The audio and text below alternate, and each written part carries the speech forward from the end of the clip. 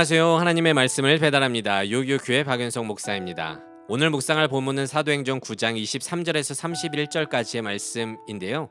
제가 23절에서 25절, 28절에서 30절까지 봉독하고 함께 묵상하도록 하겠습니다. 여러 날이 지남에 유대인들이 사울 죽이기를 공모하더니 그 계교가 사울에게 알려지니라. 그들이 그를 죽이려고 밤낮으로 성문까지 지키거늘 그의 제자들이 밤에 사울을 광주리에 담아 성벽에서 달아 내리니라. 사울이 제자들과 함께 있어 예루살렘에 출입하며 또 주 예수의 이름으로 담대히 말하고 헬라파 유대인들과 함께 말하며 변론하니 그 사람들이 죽이려고 힘쓰거늘 형제들이 알고 가이사랴로 데리고 내려가서 다소로 보내니라. 여러분, 모소 대나무 이야기를 아십니까? 모소라는 이름을 한 대나무가 있는데요. 이 대나무는 심어도 4년 동안 전혀 자라지 않다가, 아니 정확히 말하면 3cm 정도밖에 안 자라다가 5년째 되던 해에 단 6주 만에 15m가 자라난다고 합니다. 5년이 되기 전까지는 정말 아무런 움직임이 없다가 그렇게 정확히 5년째부터 하늘로 뻗어 간다는 것이죠. 참 신기하죠.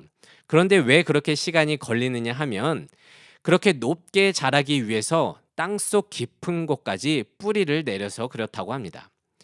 저는 이 대나무 이야기를 들으면서 각 피조물마다 하나님이 정하신 준비 시간이 있구나라는 생각이 들었습니다. 근데 그 시간을 견디지 못해 뿌리 내리는 그 시간에 만약 땅을 갈아 엎었다면 15m를 자랄 수 있는 모소 대나무는 3cm에서 죽어버리고 말았을 것입니다. 이와 같이 주가 창조하신 모든 피조물에는 카이로스, 주님의 때가 있습니다. 그래서 그 시간을 견디지 못하고 기다리지 못한다면 열매도 맺지 못하고 끝날 것입니다. 한편 오늘의 말씀은 사울이 바울 되는데 어제 언급한 돕는 손길들, 즉 동역자들 외에도 또 다른 것이 필요했음을 소개하고 있습니다. 그것은 바로 시간입니다. 이는 사울이 바울이 되기 위한 준비의 시간이라고 볼 수 있는데요. 오늘 말씀이에요. 23절. 여러 날이 지남에 유대인들이 사울 죽이기를 공모했다. 그런데 이는 22절에 다메섹에서 예수를 전한 후에 시간이 별로 안 지나서 일어난 일 같지만 여기 여러 날에 여러를 가리키는 헬라어 히카나이는요. 숫자와 양에 있어서 아주 충분한 그런 뜻을 갖고 있습니다.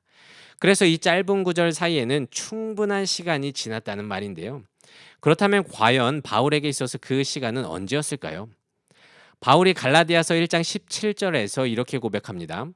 먼저 된 사도들을 만나러 예루살렘으로 가지 않고 아라비아로 갔다가 다시 다메섹으로 돌아왔다고 고백하고 있는데 이때의 서술과 본문의 상황이 일치하는 것으로 보아 아마 이 여러 날 후라는 것은 아라비아에서의 약 3년간의 시간이 지난 후라고 보여집니다. 그렇다면 생각해 봅시다. 우리는 바울이 다메섹에서 회심한 후에 바로 주의 사역을 열심히 한 것처럼 생각되지만 실제로 그렇지는 않다는 것입니다. 이 3년간의 공백, 특히 그가 갔다고 하는 아라비아는 사막을 가리키거든요. 즉 광야입니다. 그가 다시 복음을 온전하게 전하는 자리에 서기 위해서 광야에서 준비되는 시간이 있었다는 것입니다. 또한 오늘 30절에서 예루살렘에서 바울이 예수를 전할 때에도 헬라파 유대인들이 바울을 죽이려고 하자 돕는 형제들이 그것을 알고 그를 다소로 보냈다고 하는데요.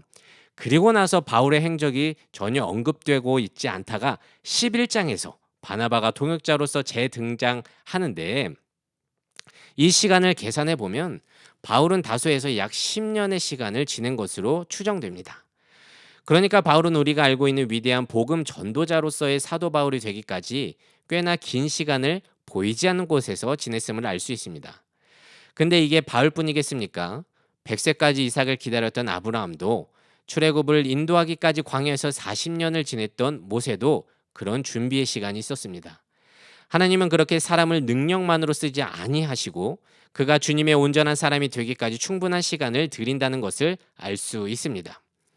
그렇다면 바울은 그 보이지 않았던 긴 시간 동안 무엇을 했을까요? 제가 감히 상상컨대 그는 그 시간 동안 하나님을 묵상하며 하나님을 깊이 공부했을 것입니다.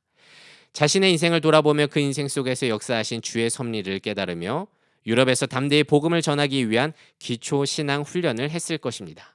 그리고 15m가 자라나는 모소 대나무처럼 하나님의 때에 열매 맺는 사역자가 된 것이죠. 현재를 살아가는 우리는 어떻습니까? 각자에게도 하나님이 정하신 준비 시간이 있을 텐데요. 어떤 사람은 그 시간이 지나 열매를 맺은 분들이 있고요. 어떤 사람은 여전히 땅에 뿌리를 내리고 있는 준비의 시간을 보내고 있을지도 모르겠습니다. 그런데 사람마다 그 준비의 시간이 다르기 때문에 당사자들은 그 시간이 힘들게만 느껴지는데요. 그럼에도 언젠가 주님의 때에 열매 맺을 것을 기대하면서 믿음으로 그 준비의 시간을 잘 보내야 합니다. 지금은 월드 클래스인 세계적인 축구 선수 손흥민 선수의 이야기를 너무나도 잘 아실 텐데요.